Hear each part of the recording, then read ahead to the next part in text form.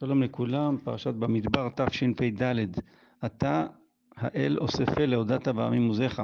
לפני שבועיים התרסקה חלק מצמרת הממשל האיראני, ראיסי, מספר 2, הוא מועמד רסי להיות המנהיג העליון אחר חמינאי בן ה-85, ושר החוץ האיראני, שאומרים שהיה איש הכי חכם באיראן, הוא תכנן וביצע מדיניות חוץ קיצונית כנגד ישראל, כולל כל הפרוקסי שהם מפעילים נגדנו, דוגמת החיזבאללה.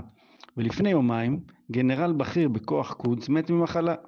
ברוך השם, לא נשכח להודות עוד ועוד, כן יעבדו כל אויביך השם, בפסוק משופטים. נשמח בהקדם גם להמשך הפסוק, ותשקוט הארץ, בעזרת השם. רק בעזרת השם אפשר לצאת מהפלונטר הזה. מצידנו אנחנו צריכים להמשיך להוסיף טוב, שנזכה לעשות זאת בעזרת השם. היום יום שני, 41 יום לעומר, היסוד שביסוד, כ"ו באייר, סיום מלחמת העולם השנייה, וגם יום ההילולה של רבי סעדיה גאון והרמח"ל.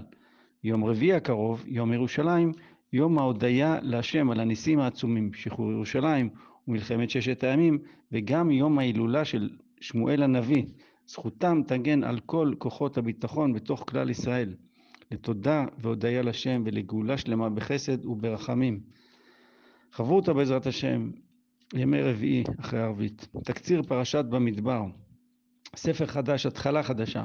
שנה וחודש לאחר יציאת מצרים, מפקד נוסף לעם ישראל. פירוט שמות מנהיגי השבטים ומספר הפקודים. סך הכל 603,550 גברים יוצאי צבא מגיל 20 ומעלה. שבט לוי לא נכלל במפקד, מוסבר מהו תפקידם. עם ישראל לומד סדר וארגון בנסיעה ובחנייה. כדאי ללמד סדר ואחדות לעבדים משוחררים טריים. מפת המיקום היחסי של השבטים לפי 4 רוחות השמיים. תולדות משה ואהרון, תפקידי הלוויים. הבכורות היו אמורים לעבוד בקודש, ומפני שחטאו בעגל נפסלו, והתפקיד עבר ללוויים שלא עבדו עבודה זרה. מפקד נפרד לבני לוי מבין חודש ומעלה. פדיון בכורות ישראל. עבודת בני לוי נעשית מגיל 30 עד 50, אהרון ובניו מכינים את כלי הקודש למסע, בני קהת נושאים אותם. זהירות מיוחדת נדרשת מהם כדי שלא יטעו ולא ימותו בגישתם אל הקודש. נקודה למחשבה, דיבור. המאפיין העיקרי שמבדיל בינינו לבין שאר הבריאה, היכולת לתקשר באמצעות דיבור.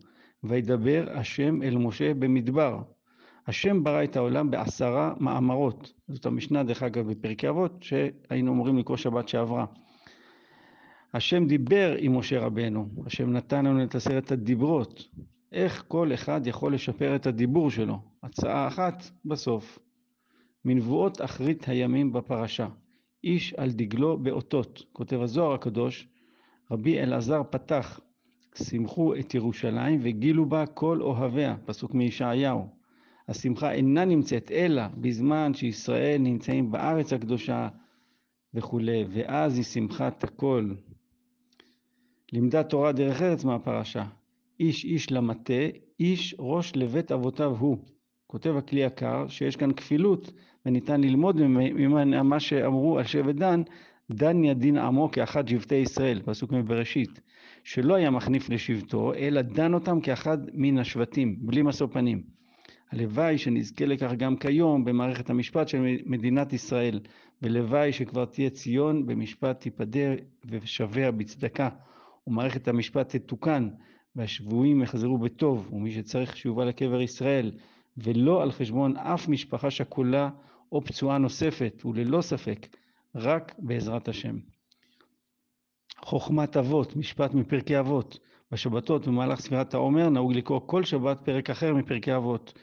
משפט אחד מתוכו, פרק ה' משנה ז', 10 ניסים נעשו לאבותינו בבית המקדש. אני אביא אחד מתוכו.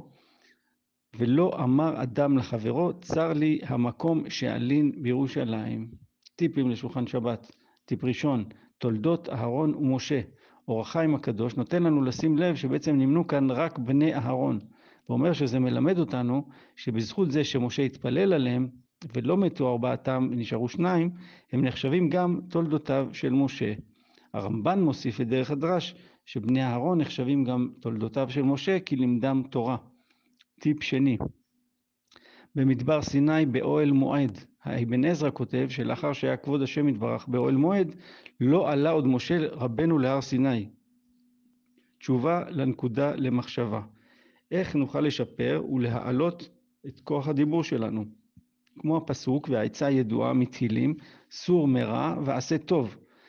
נבחר זמן מסוים בשבוע, קבוע או חד פעמי, כל אחד לפי יכולתו, שעה עד חצות היום, יום וכדומה, שבו לא נדבר, או נדבר רק דברים טובים. למשל, נגיד מילות ברכה בלבד אחד לשני, נלמד, נאמר דברי תורה וכדומה. אפשר גם להקדיש את תענית הדיבור הזו לזכות חיילי צה"ל וכוחות הביטחון, לזכות השבויים, כל השבויים, גם אלה שנשבו לפני שנים רבות, וננסה להתרגל למצב שבו אנו חושבים לפני הדיבור, ולא אחריו, כמו שקורה הרבה לי, מן הסתם גם לרבים מאיתנו. על פי הזוהר הקדוש שהבאנו בפרשת בחוקותיי, הטיפ הראשון לשולחן שבת, ששלמות עבודת השם היא על ידי מחשבה, דיבור ומעשה. בהצלחה לכולנו, שנזכה בעזרת השם להפוך את המדבר לדיבור טוב. למעוניינים להרחיב, בצורף קישור של הרב שמואל אליהו, שבת שלום ומבורך, רק בשורות טובות לעם ישראל.